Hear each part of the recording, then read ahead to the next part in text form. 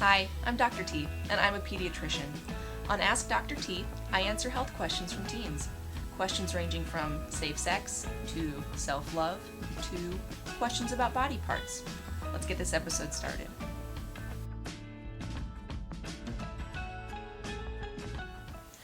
Okay, these questions are all about penises. And I've made a distinction here. I've got some general penis questions as well as some that are specific to circumcised penises. I made that distinction because I have another video coming up that will be on just totally uncircumcised questions. Okay. Question number 1. Is it normal to have a smaller penis from a botched circumcision? No, it's not. So your penis size is going to be related to genetics and whatever you have been endowed with. Removal of the foreskin, I guess you could say taking off that extra skin that surrounds the penis would reduce size very minimally. But realistically, with an erection, that foreskin generally gets pulled tight, and it wouldn't have any impact, no difference, circumcised or uncircumcised, on the size of the penis that was given to you by your parents. But size of a penis would not be impacted by circumcision. All right, question number 2. What exactly is a skin bridge and what can I do about it? Okay, awesome. So for penises, usually you have the glans, which is the head of the penis, and then there's a very distinct ring around the glans, and then there's the shaft of the penis. And for younger boys, usually up through puberty, skin bridges are very common. And what skin bridges are basically a little piece of skin that connects the head of the penis to the shaft of the penis.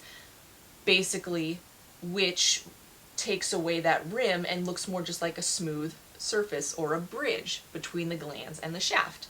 So it's just a connection of the glans and the shaft that otherwise would be a rim underneath the glans. So, to your question about what can be done about them, they're supernatural, totally normal, and they usually stretch and break with puberty and erections. But sometimes they don't, or you may be bothered by them because like smegma can get stuck in the crevices and stuff like that. Not a big deal, but if you want to talk to your doctor about it, you can ask for, there's a specific medication that they can give that kind of loosens that skin and helps those skin bridges break with the help of medication. So that would be another option. Question number 3. Can you use a condom for masturbation? Sure. Yeah, you certainly can. In fact, it might be kind of good to, if you're just getting used to condoms, to practice with the condom application and masturbating and catching the semen and practicing and all the blah blah blah. You certainly can. You don't have to, but you can, and it might help with cleanup. No problem with it though. And some of them come with lube, so you might enjoy that too.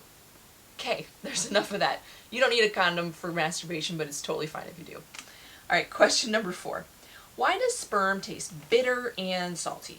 I'm going to edit this just a little bit, and I'm going to say, so sperm is a component of semen. So really what you're tasting is semen. Why does semen taste bitter and salty? All semen is going to taste a little bit different, but what semen is a composition of some fluid that comes from your private area. The fluid is composed of proteins and the building blocks of proteins, citric acid, so like lemons and limes, and fructose, so a type of sugar, as well as some minerals plus sperm. Now, all of those are also going to potentially contribute to the taste. Now, there are a lot of studies that go into how to make your semen taste better or worse. None of it is 100% backed by any research, but some rules of thumb would include, so things that are more palatable are generally sweeter. So things that are higher in sugar naturally, like pineapples or mangoes, are said to make the semen taste a little bit better. Also, staying very hydrated will kind of thin it out.